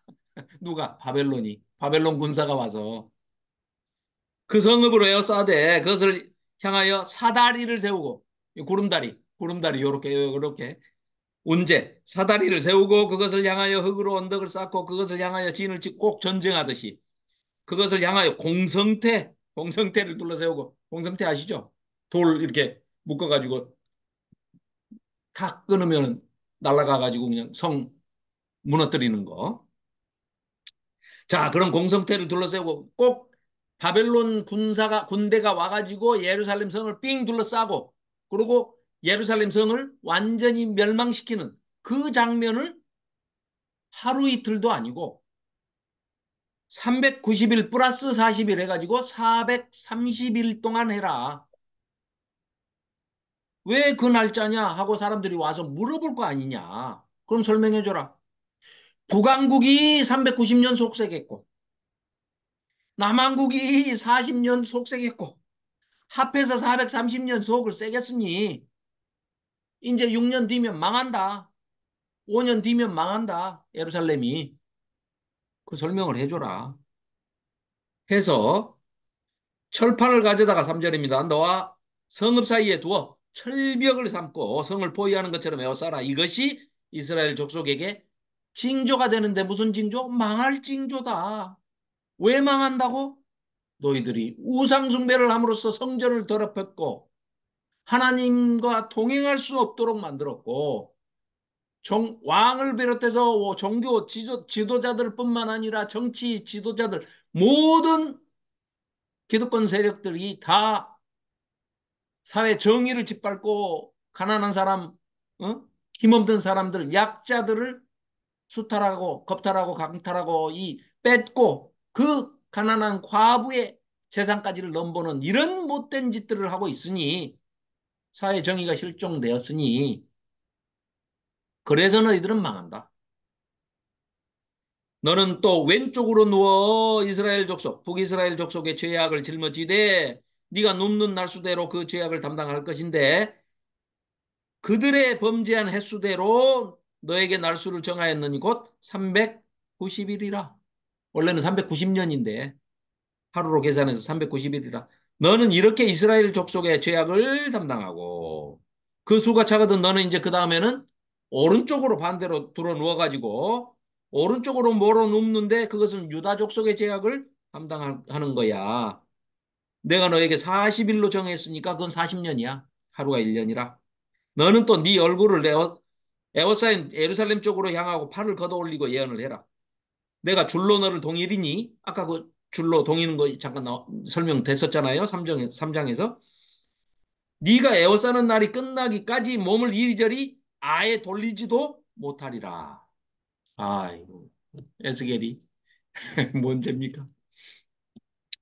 너는 밀과 보리와 콩과 팥과 조와 기리를 가져다가 한 그릇에 담고 너를 위하여 떡을 만들어 네가 옆으로 눕는 날수 곧 390일 동안 먹되 너는 음식물을 저울에 달아서 자 음식을 저울에 달아서 먹는다 그러면은 뭐 요즘같이 이상한 시대에는 뭐 다이어트 하면서 뭐 그렇게 하는 이상한 분들도 있을 수 있습니다. 그러나 보편적으로 일반적으로 상식적으로 얘기했을 때 음식을 저울에 달아 먹는다 하는 얘기는요. 극심한 기근과 식량난, 아예 먹을 것이 없다. 이것을 지금 상징적으로 표현하는 표현이죠. 그렇기 때문에 자, 이 아예 먹을 것이 없는 이런 상황을 지금 연출을 하는 겁니다. 그래서 음식을 달아서 하루 20세계를 때를 따라 먹고, 그러니까 물을 말이에요. 6분의 1 흰, 그러니까 600cc입니다. 600cc. 그러면 아이고야.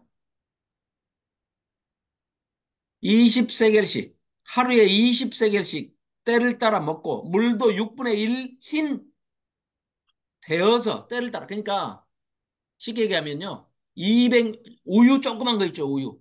그게 200ml입니다. 200ml. 그거 아침에 하나씩 저녁에 점심에 하나 저녁에 하나 하루에 3개. 그다음에 이제 뭐 빵 하루에 20세겔. 또 여호와께서 이르시되 내가 여러 나라들로 쫓아내어 흩어버릴 이스라엘 자손이 거기서 이와 같이 부정한 떡을 먹게 될 거야. 왜 너희들이 부정한 떡을 먹게 됐지? 너희들이 성전을 거룩한 성전을 부정하게 만들어 버렸잖아. 그래서 거룩하신 하나님께서 그 성전에 계실 수가 없는 거야. 너희들이 성전을 더럽혔고 성전을 부정하게 만들었기 때문에 너희들도 부정한 음식을 먹고 너희들도 고통을 당해라. 이런 얘기죠. 자, 내가 말하되 아하 주 여호와여 나는 영혼을 더럽힌 적 일이 없었나이다.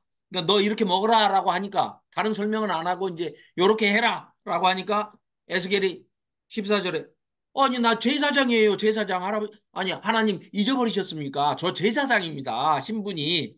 그런데 부정하게 막 이렇게 하면 안 됩니다. 저 제사 지내든 안 지내든 저는 항상 정결하게 해야 하는 제사장입니다. 이런 뜻으로 지금 나는 영혼을 더럽힌 일이 없었나이다. 어려서부터 지금까지 스스로 죽은 것이나 짐승에게 찢긴 것을 먹지 아니하였고 가증한 고기를 입에 넣지도 아니하였으며 나시린처럼 살았습니다. 제사장처럼 살았습니다. 여호와께서 내게 이르시되 뭐? 너 잔소리 말고 들어 시킨 대로 해. 쇠똥으로 아니 그거 빼먹었구나. 인분불 저기 12절에 사람 똥으로 불을 피워가지고 떡을 구워 먹으래요. 그러니까 지금 깜짝 놀래가지고 예스겔이 지금 세상에나 제사장인데 이렇게 하면 안 됩니다. 이제 그 얘기거든요. 좋아. 그러면은 사람 똥이 더럽다고 하니 그러면 소똥으로 대신해라. 소똥은 냄새가 안 나는 모양이죠. 외양간에 가보니까 나던데 어렸을 때.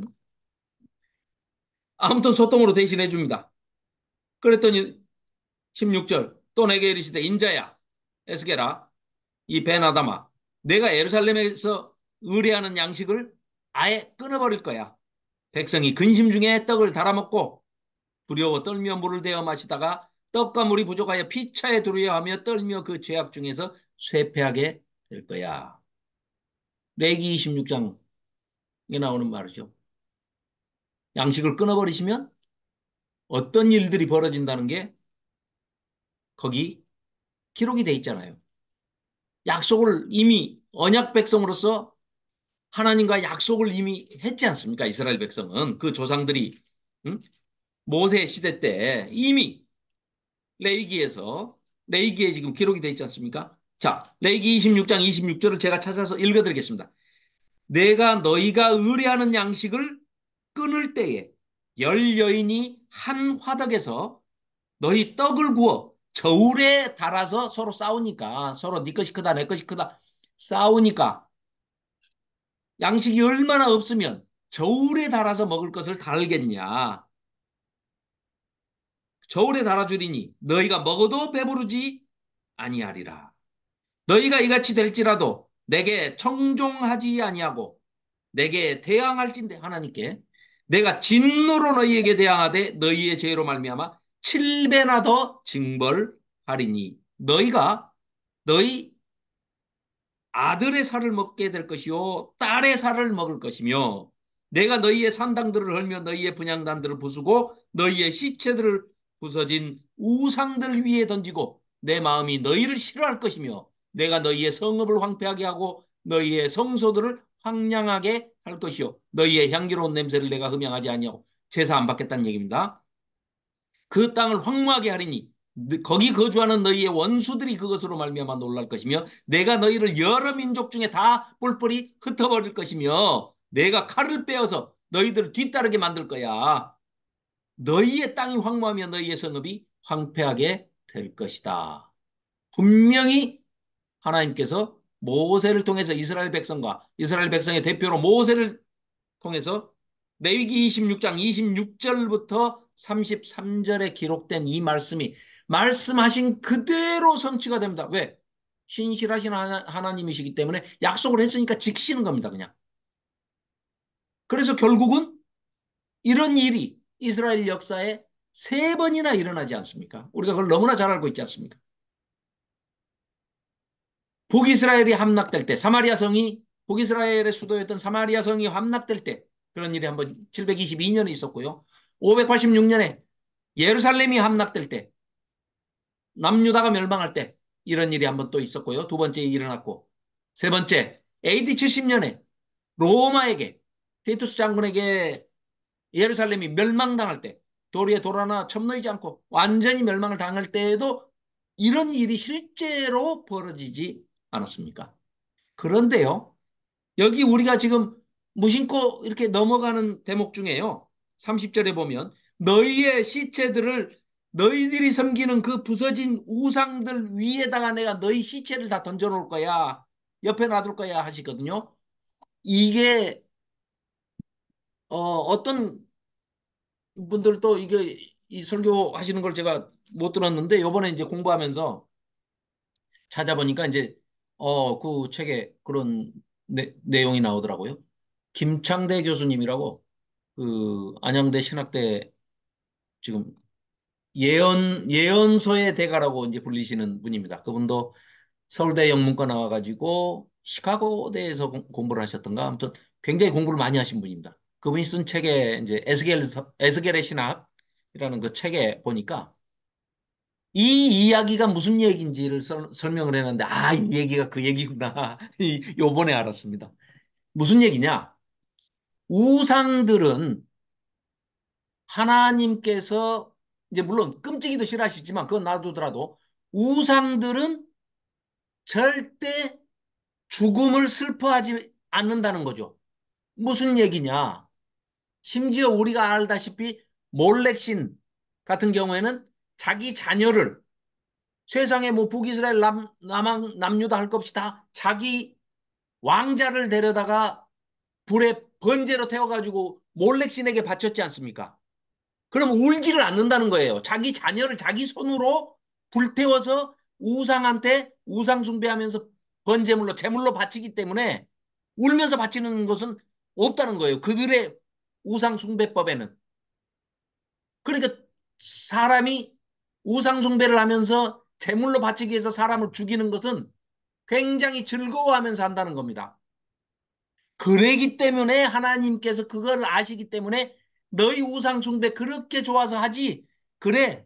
그 너희들 죽음도 두려워하지 않고 너희 자식들도 막 죽여서 바치지. 우상한테. 그러니까 너희 시체도 내가 우상 옆에다 다 놔줄게. 그 좋아하는 너희들 우상 그 옆에다 내가 갖다 다 진열해 줄게. 좋겠다 너희들. 이런 심정이 그대로 에스겔서의 단어에서도 다 표현이 되고 있고요. 그 다음에 어 소란, 소란하다 하는 그, 아이고, 네, 아까 봤는데, 아이고, 네, PPT를 만들어가지고 다른 데다 놔둬가지고, 잠깐만요. 또 소란함, 요란함, 이런 것도 있거든요. 그런 단어도 있는데, 아닌데, 이거 아니고, 잠깐만요. 요란함이라는 단어가, 예, 길룰림. 길룰림은 이제 우상이고요. 어,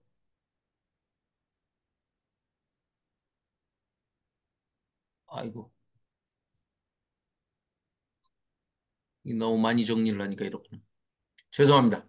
요란함이란 원어는 다시 내가 찾아서 이제 다음 시간에 말씀드리겠습니다만 그 요란함이 뭐냐면 우상숭배를 하는 자들의 특징이 손을 쏙 빼놓을 정도로 시끄럽게 한다는 거예요. 아하, 그래서 교회에서 드럼을 치거나 막 전자악기를 가지고 무슨 락을 하듯이 막 시끄럽게 하면서 청년들이 예배한다고 막 이렇게 하는 거 그게 우상 숭배하면서 하는 거구나. 그러니까 못하게 하는구나 하는 거를 알았어요. 똑같은 단어를 쓰고 있습니다. 하나님께서 뭐라고 하시냐면요. 너희 우상 섬기면서 그렇게 좋아하는 요란함, 소란함 그거 내가 너희들 죽으면 내가 그렇게 요란하게 소란하게 막 음악 소리 나게 해줄게. 하나님 그렇게 말씀하십니다.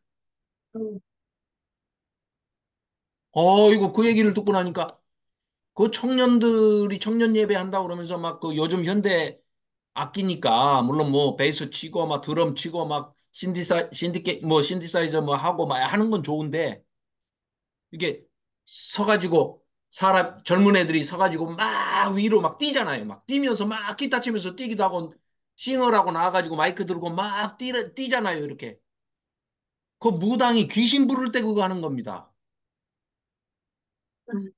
왜? 그 접신하면서 그거를 이제 그 무당을 귀신을 부르는 행위입니다. 귀신을 부르는 행위.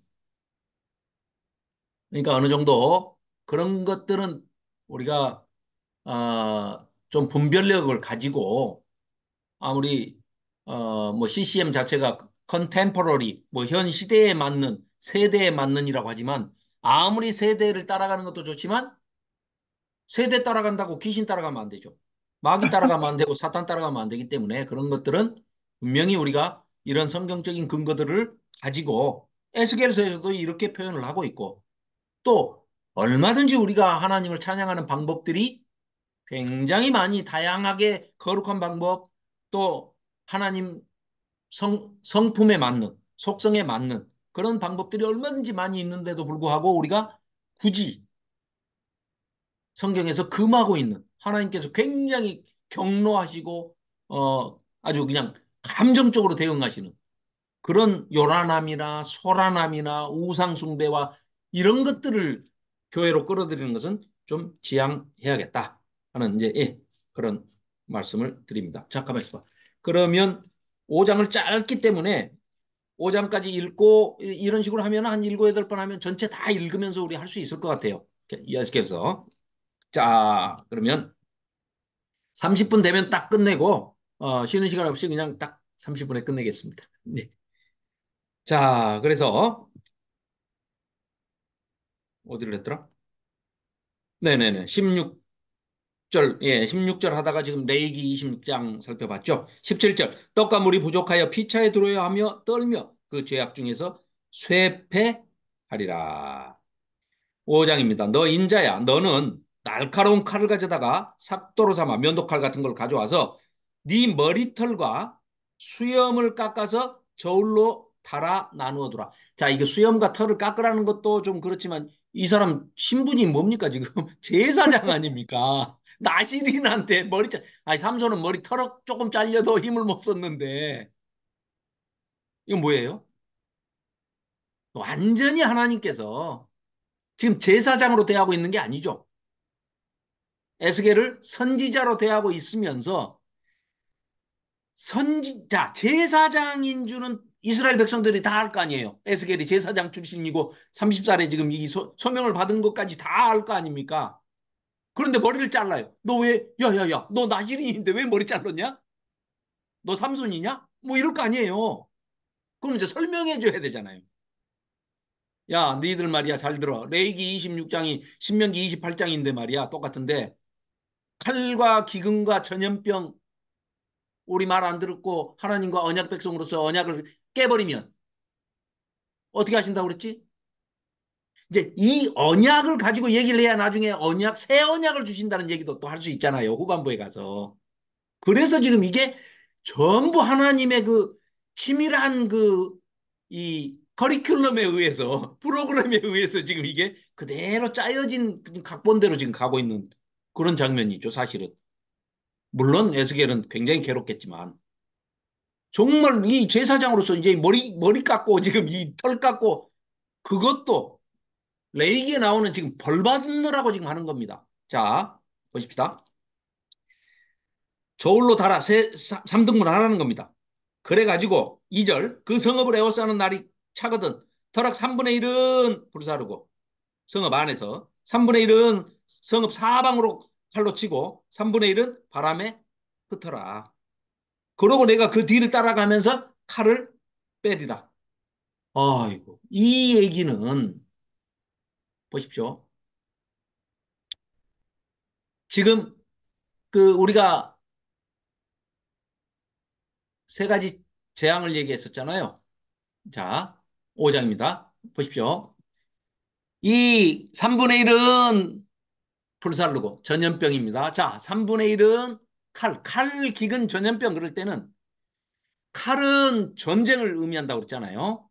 그러면 여기 지금 포로 잡혀가는 것까지 칼 그러면은 전쟁 플러스 포로 잡혀가는 것까지를 포괄적으로 다 얘기를 하는 겁니다. 칼.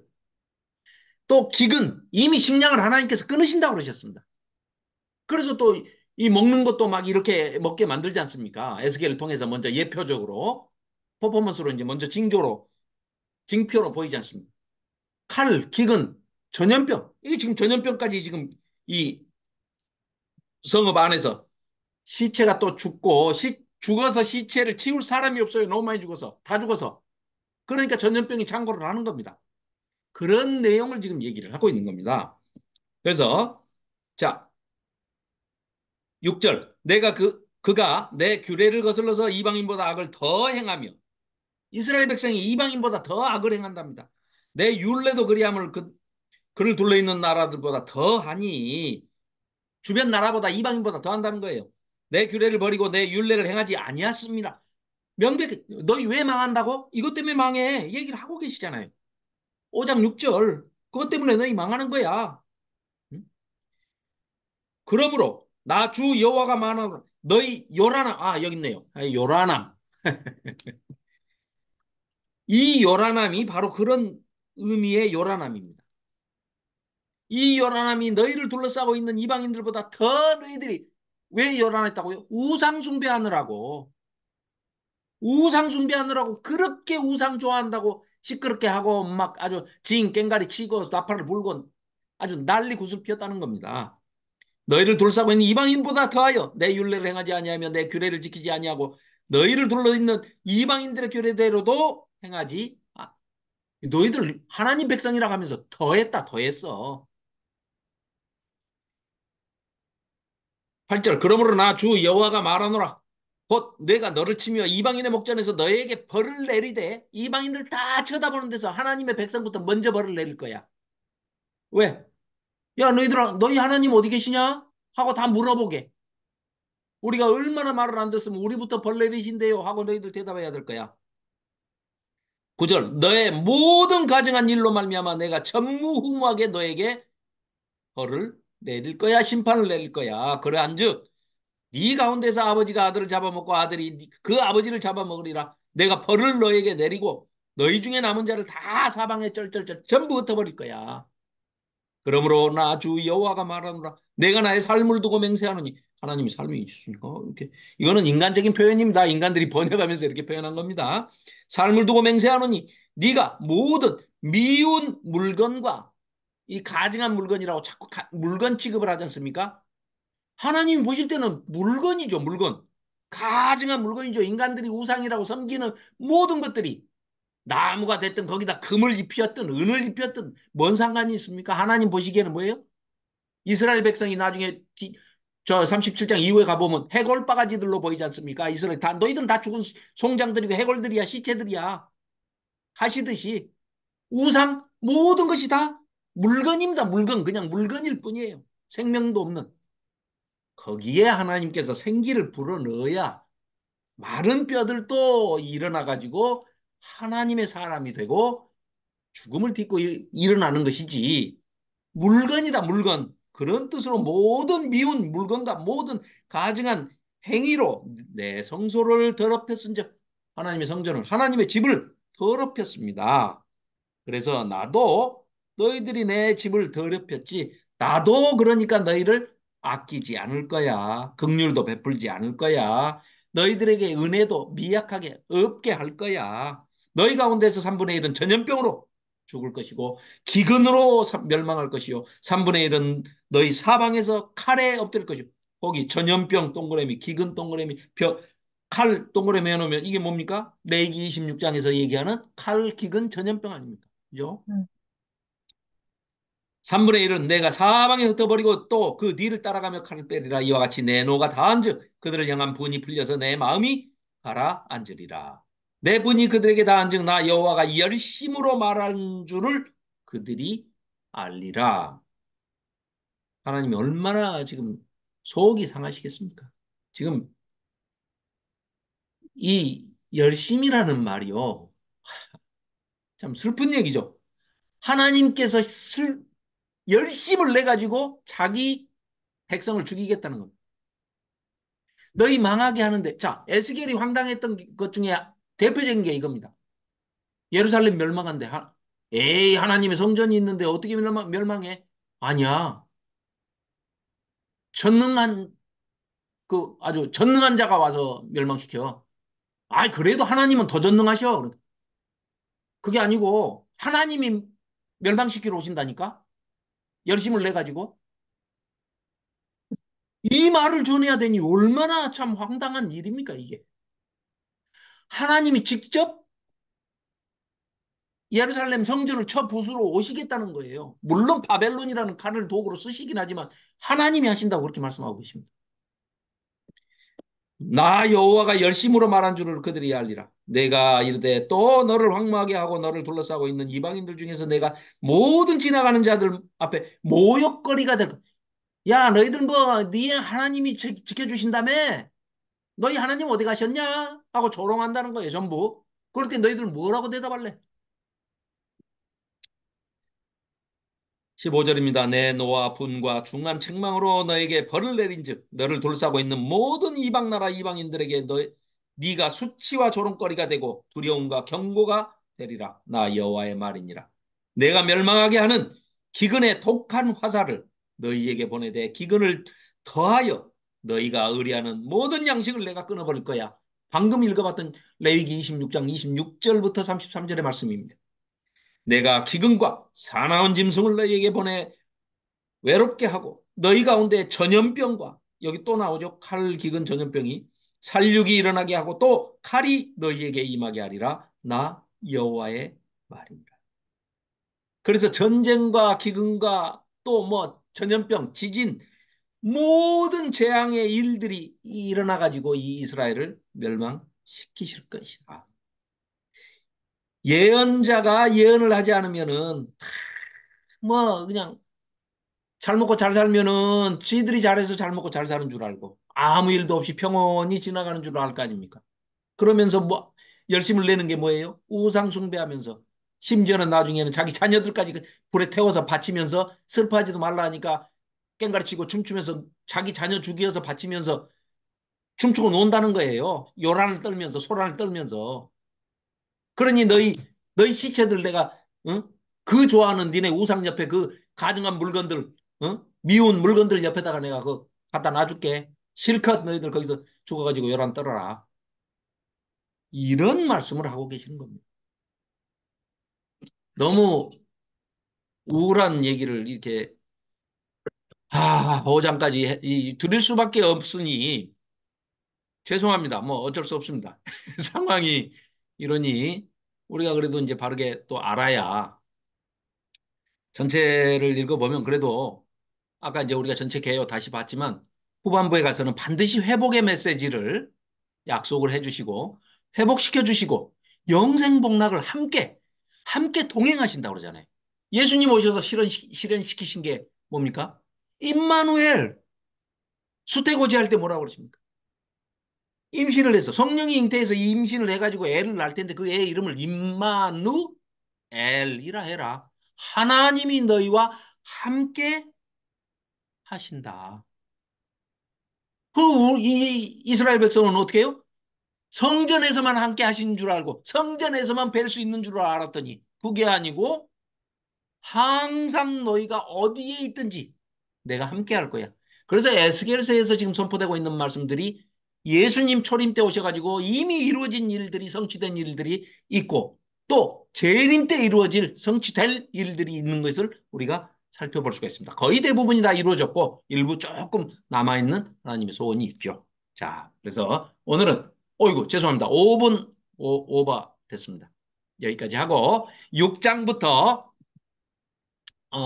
또 이제 예, 힘을 내서 열심을 내 가지고 열심히 달려서 어, 아무래도 다니엘서도 우리가 다 살펴보고 뭐 또 이사야서도 꼼꼼하게 봤고 뭐 요한계시록은 전체 또 뭐 한 글자도 안 빼고 다 봤고 이랬기 때문에 에스겔서도 그냥 가려고 그랬더니 영 그 에스겔 선지자한테 나중에 혼날 것 같아서 전체를 보는 걸로 대신에 좀 속도를 내서 말을 좀 줄여가지고 중요한 것만 말씀드리면 읽어오시면 훨씬 더 제가 이제 빨리 나갈 수가 있죠. 네, 감사합니다. 자, 하영자 전도사님 기도로 오늘 공부를 마치도록 하겠습니다. 하나님 아버지 감사합니다.